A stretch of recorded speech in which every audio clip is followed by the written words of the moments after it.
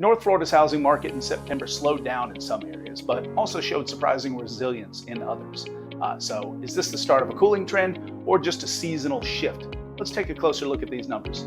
Every month, I break down the latest housing stats so buyers, sellers, and homeowners know exactly what's going on here in the Northeast Florida market. September gave us some mixed signals: fewer sales, slower movement, but prices are still holding strong. Let's dig in. Closed sales came in at 2,232 this month. That's down 7% compared to August, but actually up 1% higher than September of last year. So while activity slowed from summer's peak, we're still ahead of where we were a year ago.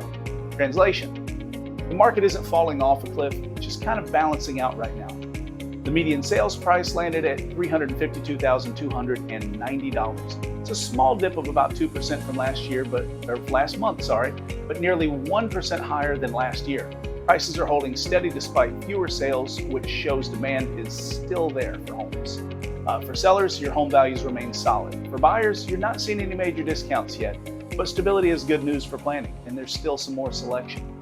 Price per square foot dropped slightly to $199. That's 1% lower than August and 2% lower than last year. This could hint that buyers are getting a little bit more negotiating power, especially in certain price ranges and certain areas. Now, here's a big one. Homes are taking longer to sell. The median days on market is 52, up 6% from August and nearly 24% longer than last September. For buyers, that means more breathing. You don't necessarily have to make same-day offers, but sometimes you still do.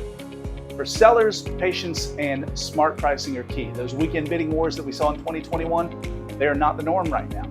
Active inventory is sitting at 11,926 homes. That's basically flat compared to last month, but about 4% higher than a year ago. More inventory gives buyers more choices and keeps the market from overheating. But remember, inventory levels can shift quickly depending on new listings.